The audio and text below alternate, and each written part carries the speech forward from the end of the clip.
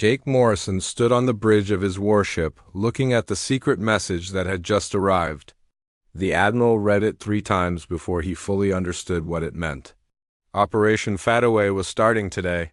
After 50 years of serving alongside alien species in the galaxy, humanity was going home. Jake had been expecting this order for months. The signs were everywhere if you knew where to look. Human colonies on the edge of known space had been quietly packing up their most important equipment. Trade ships were taking longer routes back toward Earth. Scientists were copying their research files onto portable drives and deleting the originals from shared databases. The aliens had no idea what was coming. They treated humans like useful servants who would always be there when needed.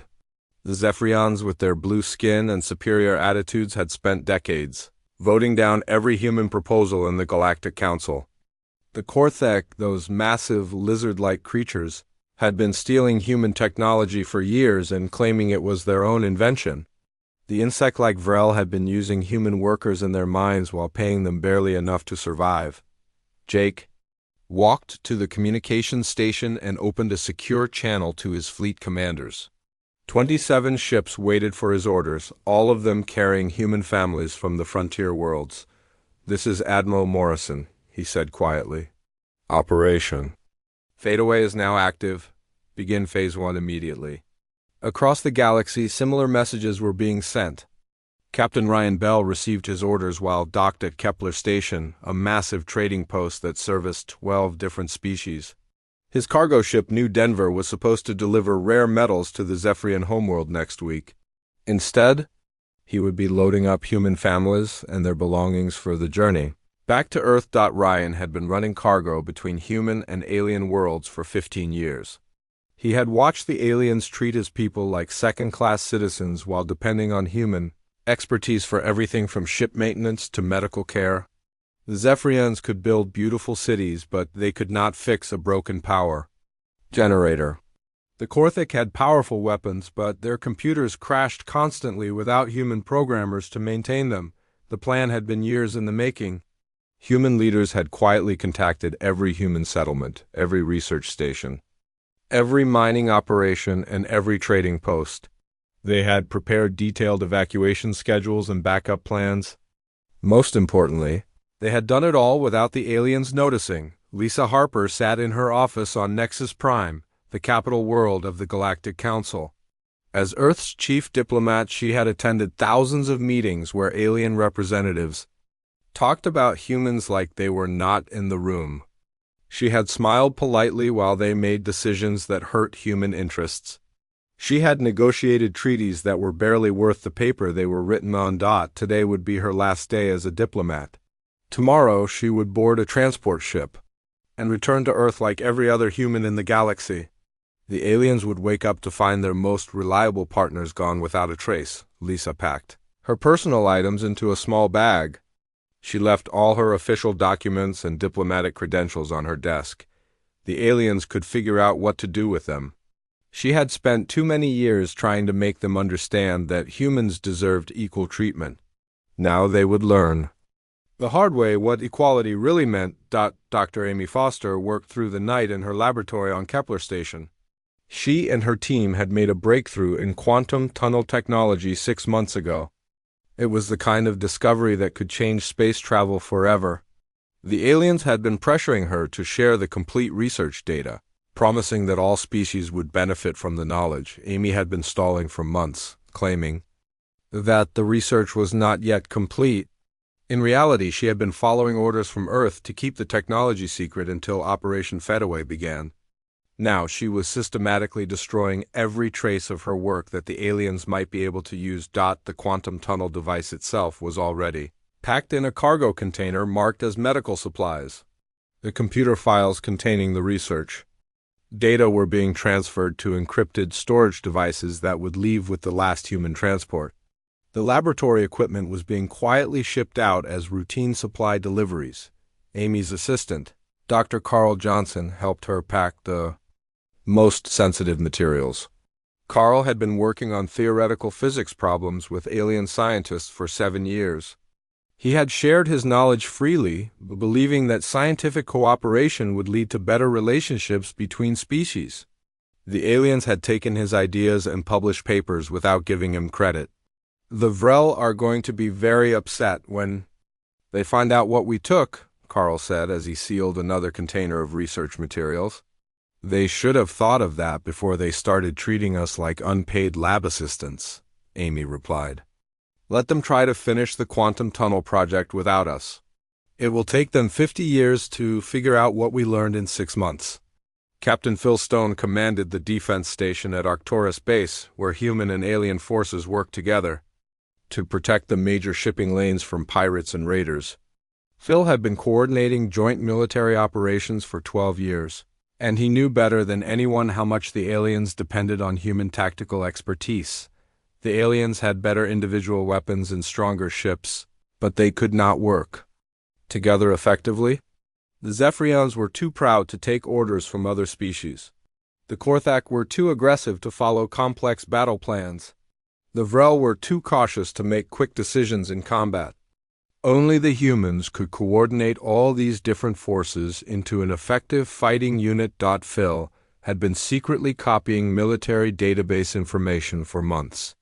Battle plans, weapon specifications, patrol schedules, and communication codes were all being transferred to portable storage devices.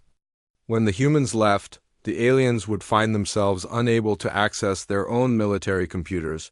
The evacuation was happening in stages to avoid attracting attention. First, non-essential personnel were being transferred to other assignments. Then the family members were being relocated for safety reasons. Finally, the critical technical staff would leave all at once, making it impossible for the aliens to stop them. Beth Martinez managed the Economic Data Center on Proxima Station, where she tracked trade flows and resource allocations for the entire galactic economy. The aliens had built their prosperity on human labor and innovation, but they had structured the system to give humans the smallest share of the profits. Beth had been secretly analyzing the economic data for months, preparing reports that showed exactly how much the aliens would lose when humanity withdrew from the galactic market. The numbers were staggering. Human-built infrastructure supported 30% of all galactic trade. Human manufacturing techniques produced 40% of all advanced technology. Human agricultural methods fed 20% of the galactic population. The aliens had never bothered to learn how to maintain the systems that humans had built for them. They had assumed that human expertise would always be available when needed. Soon they would discover that assumption was wrong. As Beth prepared to leave her office for the last time, she looked at the economic projections on her screen. The galactic economy would collapse within 6 months of humanity's departure. The aliens would blame each other for the disaster, never understanding that they had brought it on themselves by treating humans as inferior partners. The human exodus was almost complete.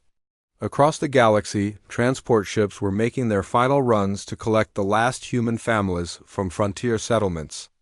Research stations were being abandoned with their most valuable equipment already shipped to Earth. Military bases were being evacuated with their defense systems mysteriously failing just as the last human technicians departed. The aliens would wake up tomorrow to find their most reliable partners gone. They would discover that their technology did not work without human maintenance. They would learn that their economy could not function without human expertise. They would realize that their military could not protect them without human leadership. The humans had departed quietly, but the galaxy would never be the same. 3 months had passed since the last human ship had crossed the boundary into protected Earth space.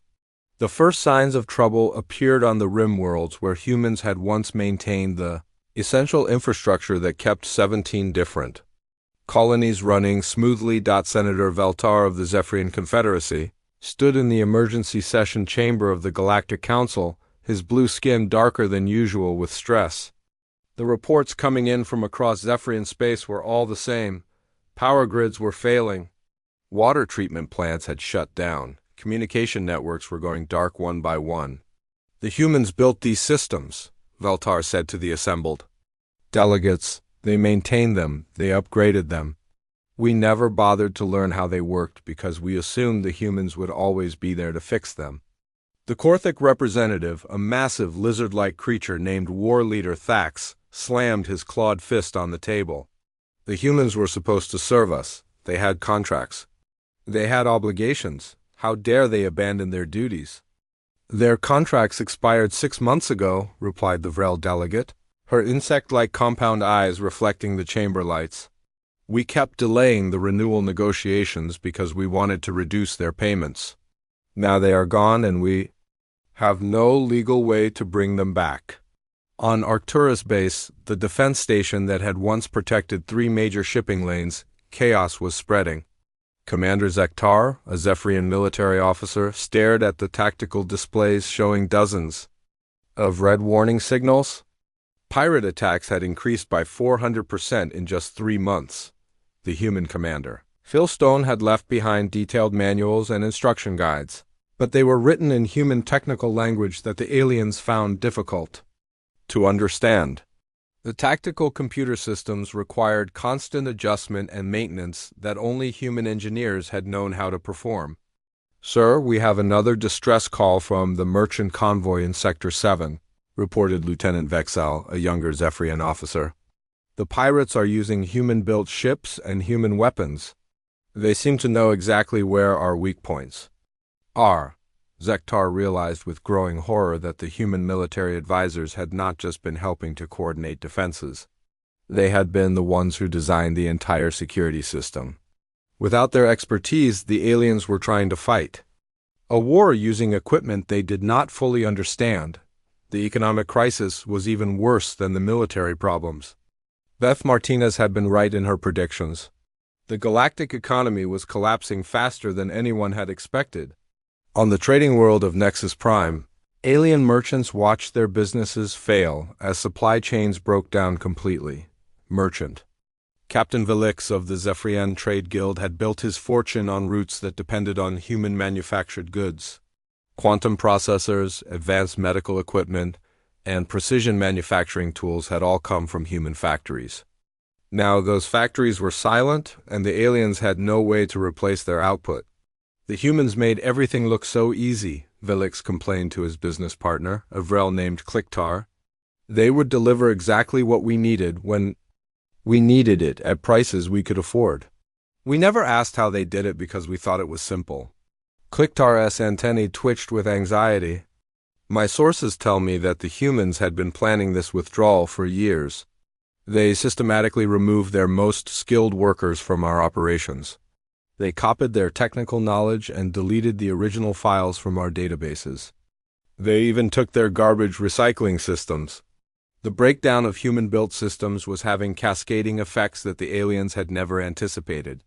The quantum relay stations that made faster-than-light communication possible across the galaxy were failing one by one. These stations required precise calibration and regular maintenance that only human engineers had known how to perform. Dr. Zixal, the Korthic scientist who had been in charge of the joint research facility at Proxima Centauri, stood in his empty laboratory surrounded by equipment that no longer worked. The humans had taken all their research data and left behind only the basic hardware.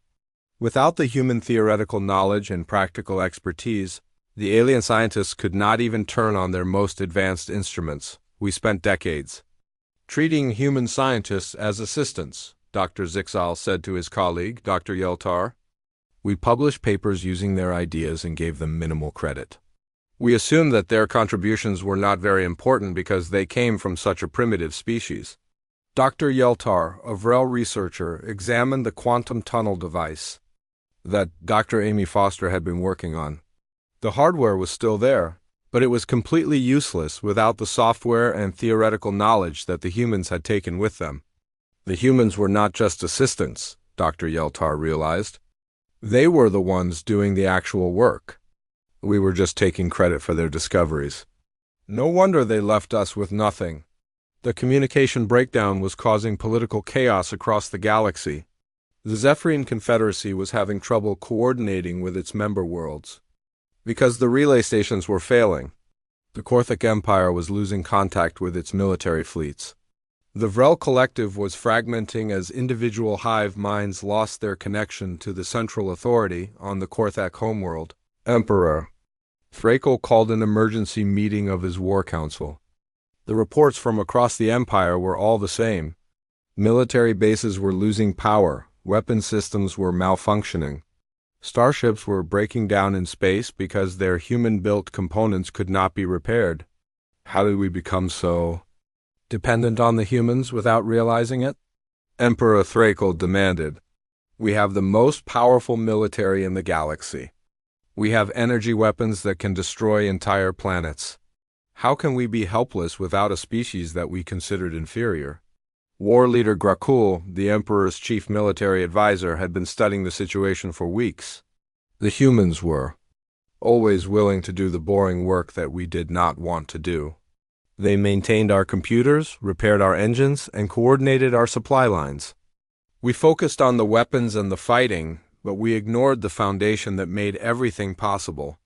The Vrel Collective was facing a different but equally serious crisis.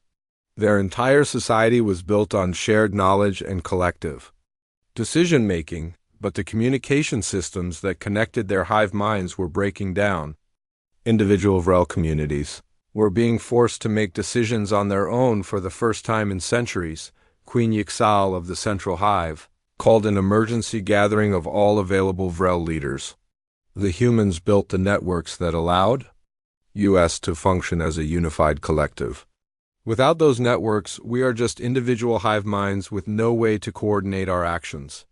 The economic data was becoming clearer as each day passed.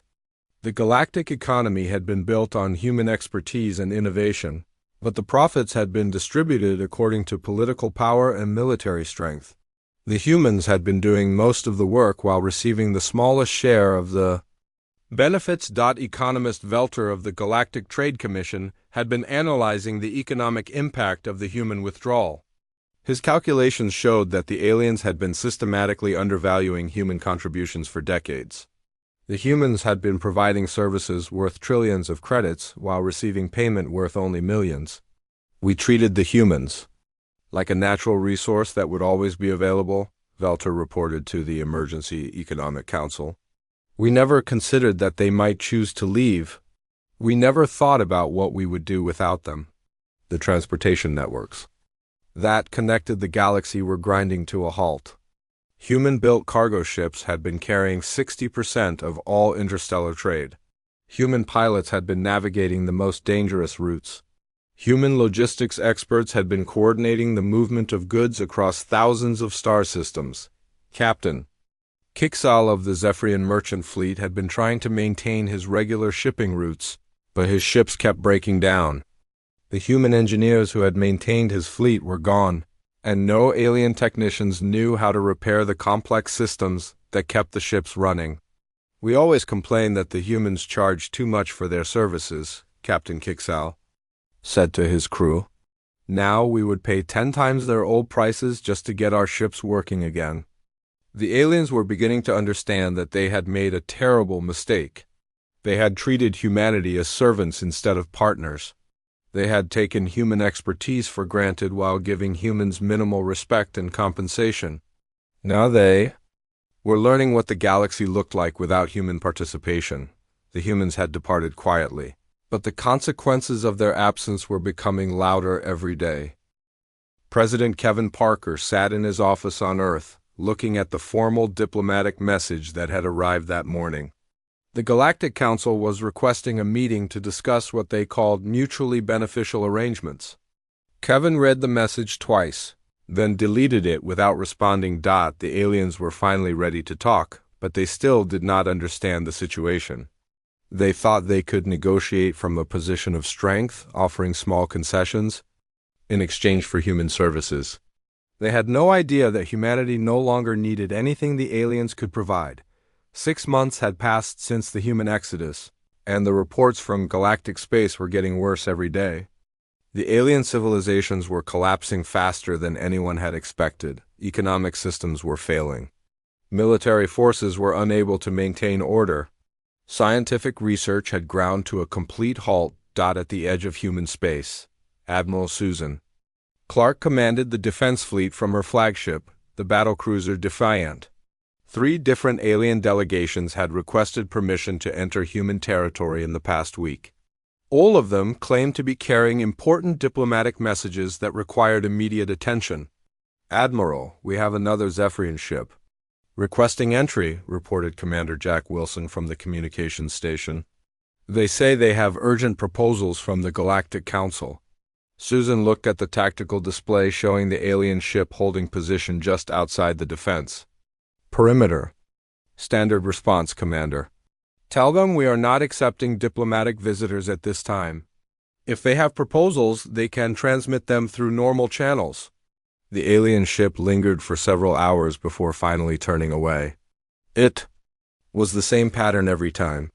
The aliens would arrive expecting to be welcomed as important visitors, only to discover that humans were no longer impressed by their titles and authority. General Tony Wright managed the defense systems that protected human space with technology the aliens had never seen before. During their decades in galactic civilization, humanity had quietly developed military capabilities that they had never revealed to their alien partners. Now those secret weapons were fully deployed and operational. "Sir, we have long-range sensors detecting a Korthek battle fleet approaching our border," reported Colonel Lisa Stone from the Tactical Center. 12 heavy cruisers and support vessels. They are maintaining a defensive formation, but they are definitely heading this way. Tony studied the sensor data. The Korthek fleet was impressive by galactic standards, but human military technology had advanced far beyond anything the aliens possessed. "Let them come. If they want to test our defenses, they will get a surprise they will never forget." The human defense grid included weapon systems that used principles the aliens had never encountered. Energy shields that could deflect any known weapon, missile systems that could track targets across multiple star systems, electronic warfare capabilities that could disable enemy ships without firing a shot. Dr. Helen Davis worked in the Advanced Research Facility on Luna Station, where human scientists were making breakthroughs at an unprecedented pace. Without the need to share their discoveries with aliens who gave nothing in return, human research had accelerated dramatically. "We have completed the new faster-than-light communication system," Dr. Helen reported to the Research Council. "It is completely independent of the quantum relay network that the aliens depend on. We can now communicate instantly across the entire galaxy without using any alien infrastructure." The human research teams had been working on dozens of projects that had been delayed or abandoned during their time in galactic civilization. New propulsion systems that could cross the galaxy in weeks instead of months. Manufacturing techniques that could produce goods at a fraction of the old cost. Medical treatments that could extend human lifespan by decades. Captain Roy Banks commanded the reconnaissance vessel Horizon, which had been observing the deteriorating situation in former human territories. His reports painted a picture of civilizations in free fall, with no hope of recovery without outside assistance. "The situation on the rim worlds is getting worse every day," Captain Banks reported to Fleet Command. "The Zephyrian colonies are experiencing complete infrastructure collapse. Power grids are failing permanently. Water treatment facilities have shut down. The civilian population is starting to panic." The aliens had tried to replace human expertise with their own personnel, but the results had been catastrophic. Alien engineers could not understand human technical manuals. Alien technicians could not maintain human-built equipment. Alien managers could not coordinate the complex systems that kept modern civilization running. On the Korthek homeworld, Emperor Thrakel faced the worst crisis in his empire's history. Military bases across Korthek space were losing power as their human-built generators failed. Weapons factories had shut down because alien workers could not operate human-designed manufacturing equipment. Even the Imperial Palace was suffering from system failures. "We must contact the humans directly," Emperor Thrakel announced to his war council. "We cannot allow our empire to collapse because of our foolish pride. The humans have what we need, and we must be willing to pay their price." War leader Grakul had been studying human military tactics for months, trying to understand how such a small species had become so essential to galactic civilization.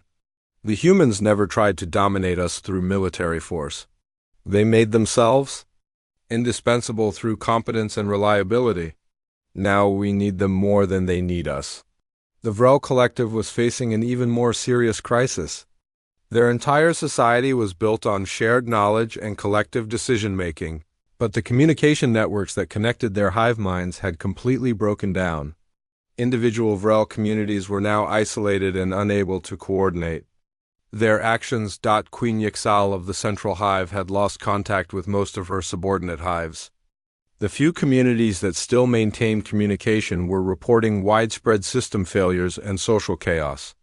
The Vrel had become so dependent on human-built technology that they could not function without it. We treated the humans as inferior creatures who existed to serve our needs, Queen Yixal said to her remaining advisors. We never considered that they might have their own interests and their own goals. Now we are learning the consequences of our arrogance. The economic collapse was accelerating beyond anything the aliens had experienced in their recorded history. The Galactic Trade Commission had officially suspended all major commercial agreements because the participating civilizations could no longer fulfill their obligations. Economist Velter of the Zephyrian Confederacy had been working around the clock to find solutions to the economic crisis. His analysis showed that the galactic economy could not recover without human participation. The aliens had built their prosperity on human innovation and expertise, but they had structured the system to exclude humans from decision-making positions. We have been living beyond our means for decades, Velter reported to the Emergency Economic Council. The humans provided the foundation that supported our entire civilization, but we treated them as hired workers instead of essential partners. Now the foundation is gone and everything is collapsing. The transportation networks that connected the galaxy had completely shut down. Human-built cargo ships lay abandoned in space because alien crews could not operate them. Human-designed navigation systems had been locked with security codes that only human technicians knew. Human-maintained shipping routes had become impassable due to system failures. Captain Kixal of the Zephyrian merchant fleet had been forced to abandon his business after his ships broke down beyond repair. Like thousands of other alien entrepreneurs, he had built his fortune on human expertise without understanding how dependent he had become on human services. We always thought the humans were lucky to work for us, Captain Kixal said to his former crew. We paid them less than they deserved and treated them like servants. Now we realize that we were the lucky ones. They were carrying our entire civilization on their shoulders. The first alien delegation to reach the edge of human space had been led by Senator Veltar of the Zephyrian Confederacy. He had expected to be received as an important diplomat representing a major galactic power. Instead, he had been told to wait in orbit while human officials considered whether they had time to meet with him. The humans are not responding to our diplomatic protocols, Senator Veltar reported to the Galactic Council. They are treating us like minor powers requesting an audience with a superior civilization. This is exactly the opposite of how things used to work. The aliens were slowly beginning to understand that the balance of power had changed permanently. Humanity had become the dominant force in galactic civilization, not through conquest or intimidation, but through competence and self-reliance. The aliens needed human expertise to survive, but the humans no longer needed anything the aliens could provide. President Kevin Parker received daily reports about the deteriorating situation in galactic space. The aliens were offering increasingly desperate proposals in exchange for human assistance. They were promising trade agreements, military alliances, and scientific partnerships that would have been unthinkable during the old system. 9 months after the human exodus, the galaxy was unrecognizable.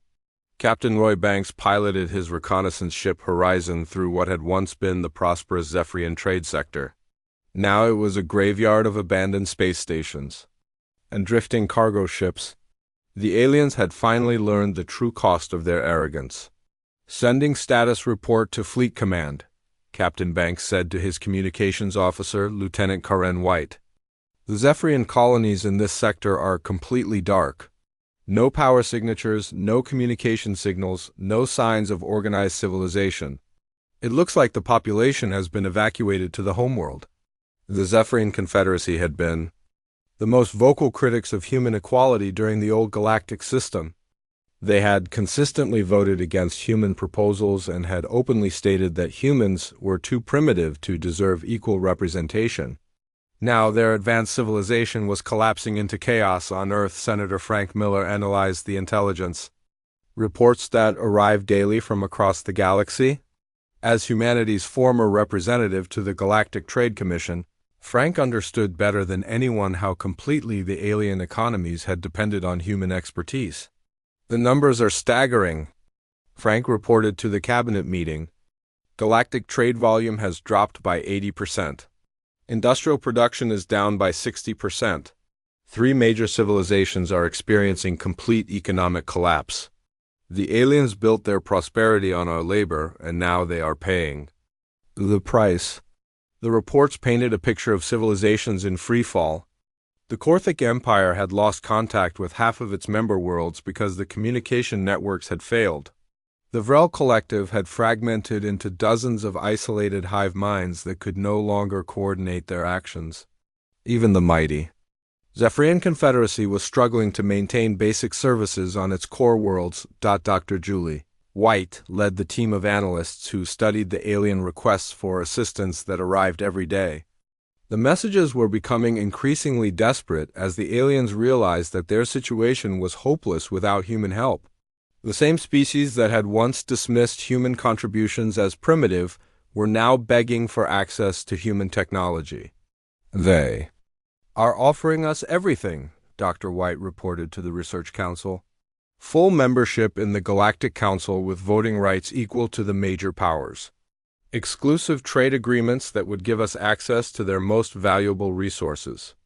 Military alliances that would make us the dominant force in galactic politics. The irony was not lost on anyone in the human government. The aliens were now offering everything that humanity had requested during decades of diplomatic negotiations. The same proposals that had been rejected as unreasonable. Demands were now being presented as generous gifts, Admiral Dan Cooper commanded. The Strategic Assessment Division that monitored galactic military situations. His reports showed that the carefully maintained balance of power that had kept the galaxy peaceful for generations was completely destroyed. We are seeing the beginning of civil wars in at least 3 major civilizations, Admiral Cooper reported to the Defense Council. The Korthic Empire is facing rebellion from member worlds that blame the central government for the economic collapse. The Zephyrian Confederacy is experiencing violent protests on 12 colony worlds. The Vrel Collective is fragmenting into hostile factions. The aliens had always maintained their military strength through superior technology and large fleets. But their forces were becoming useless as their support systems failed. Korthic warships were stranded in space because their human-built engines could not be repaired. Zephyrian battle fleets were losing communication with their command centers as the relay networks collapsed. On the Korthic homeworld, Emperor Thrakel faced a crisis that threatened to destroy his empire. Military commanders across Korthic space were reporting that their forces were unable to maintain order as basic services failed. The Emperor's own palace was operating on emergency power because the main electrical grid had shut down. We must humble ourselves before the humans, Emperor. Thrakel announced to his war council. Our pride has brought us to the edge of destruction. The humans have what we need to survive, and we must be willing to accept whatever terms they demand. War leader Grakul had been studying human military doctrine for months, trying to understand how such a peaceful species had become so powerful. The humans never conquered anyone through force. They made themselves indispensable through competence and reliability. Now we need them more than they need us, and they hold all the advantages. The Korthic military, despite their reputation for strength and aggression, had proven completely unable to maintain their civilization without human support. Their energy weapons were useless against infrastructure problems. Their massive fleets could not repair broken power plants or restart failed communication systems, the Vrel collective was facing an existential crisis that threatened their entire way of life. Queen Yixal of the Central Hive had lost contact with most of her subordinate colonies as the communication networks that connected their collective consciousness had completely broken down. "We are no longer a collective," Queen Yixal said to her remaining advisors. "We are just isolated hive minds trying to survive without the technology that made our civilization possible. The humans built the networks that allowed us to function as a unified species. Without those networks, we are nothing." The Vrel had always prided themselves on their collective intelligence and their ability to solve complex problems through shared knowledge. But their entire social structure had been built on human-designed communication systems that they had never learned to maintain or repair. Individual Vrel hives were now making decisions independently for the first time in centuries. Some hives were attempting to contact the humans directly, offering to share their most precious scientific knowledge in exchange for technical assistance.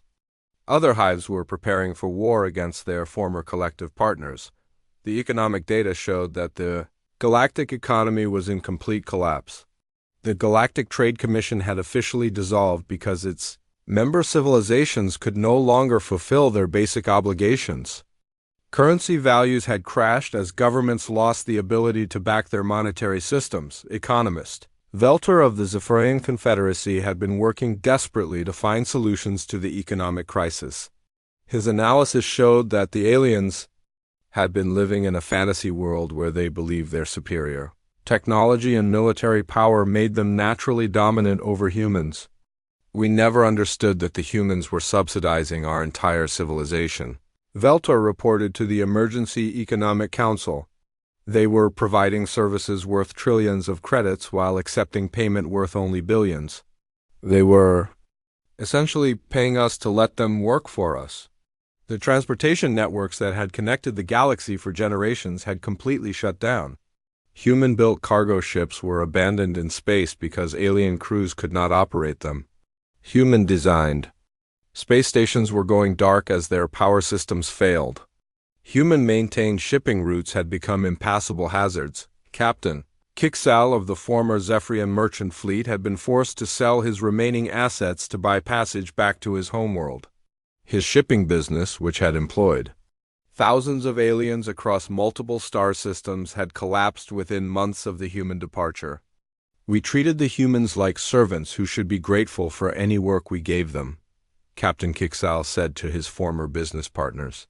"We never realized that they were the foundation that supported our entire economy. We thought we were doing them a favor by hiring them. Now we know that they were doing us a favor by working for us." The first formal acknowledgement of the crisis came from the Galactic Council itself.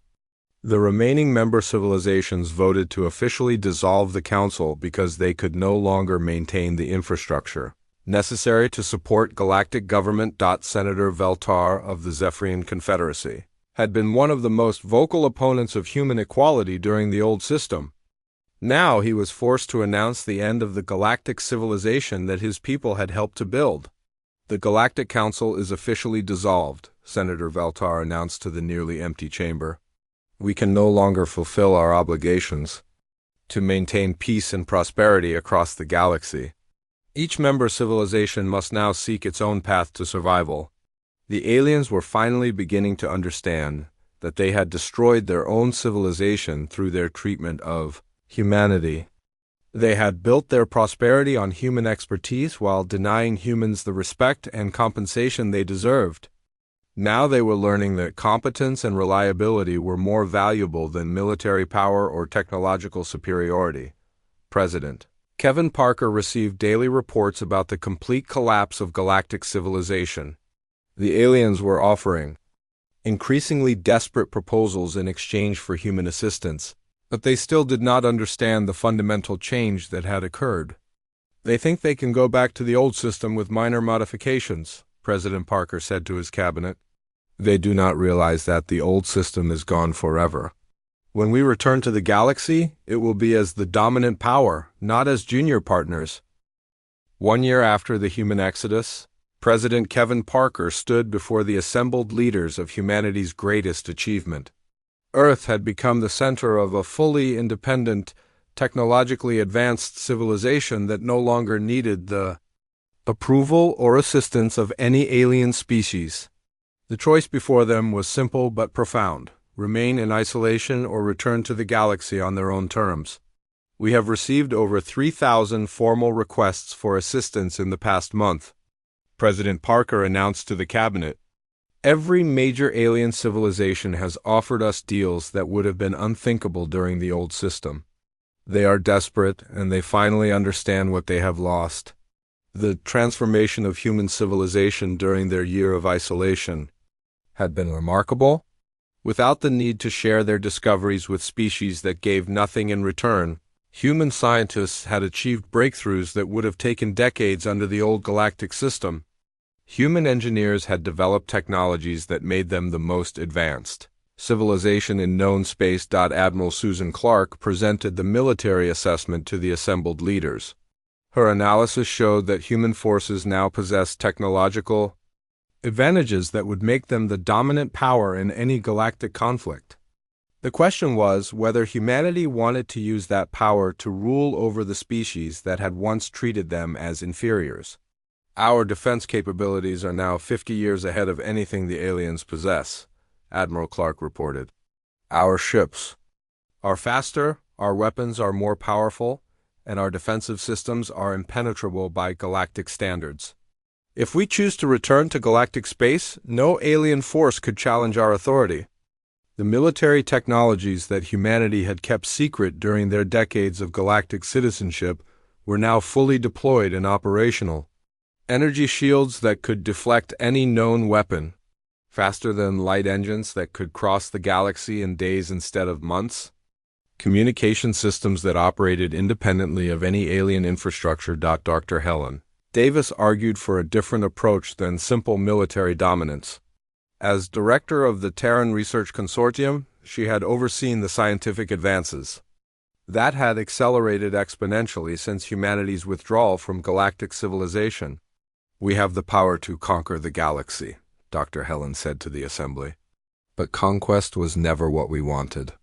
We wanted respect, fair treatment, and the opportunity to contribute to galactic civilization as equals. Now we have the power to enforce those conditions. The human research teams had solved problems that had puzzled galactic scientists for centuries. They had developed manufacturing techniques that could produce goods at a fraction of the old cost. They had created medical treatments that could extend lifespans across multiple species.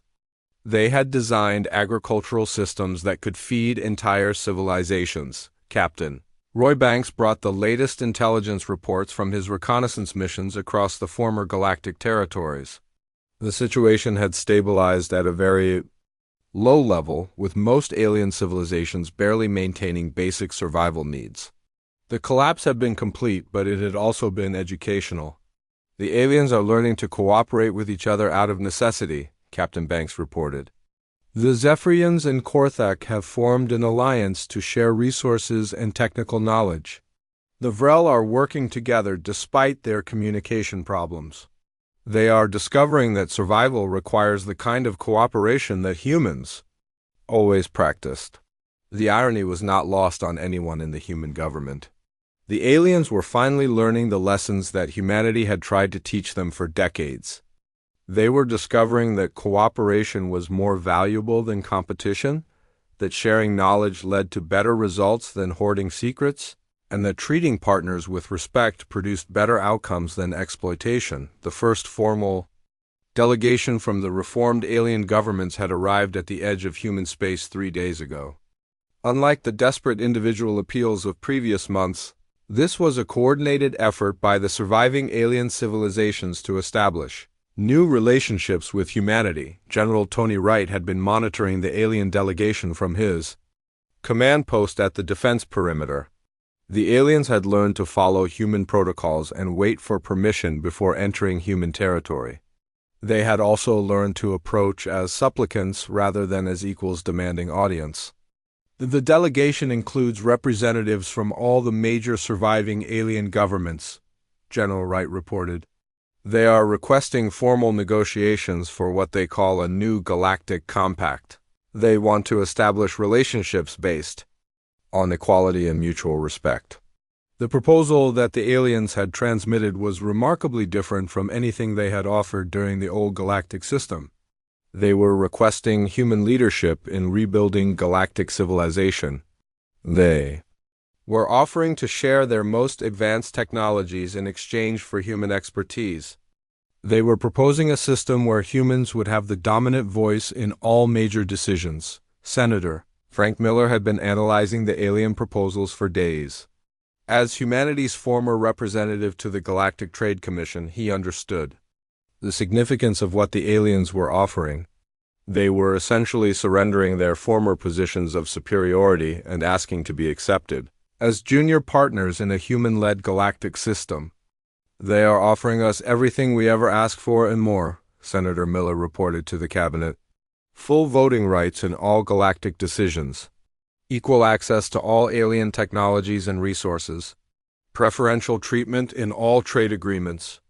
They are essentially asking us to become the dominant power in galactic civilization. The debate among human leaders had been intense.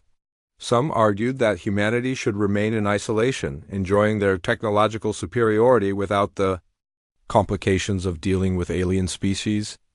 Others believed that humans had a responsibility to help rebuild galactic civilization using the principles of cooperation and mutual respect. Dr. Julie White had been studying the psychological profiles of the alien leaders who had requested negotiations. Her analysis showed that the collapse of their civilizations had produced a fundamental change in alien attitudes toward humanity and cooperation. They are not the same species that we left behind, Dr. White reported to the Research Council.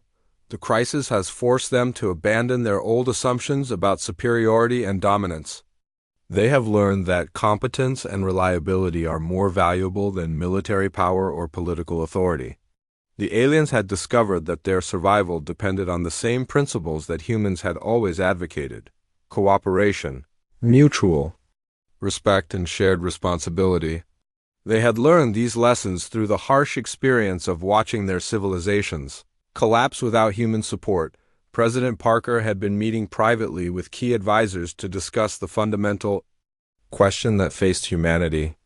They had the power to dictate terms to the galaxy, but they also had the opportunity to create a better system than the one that had existed before.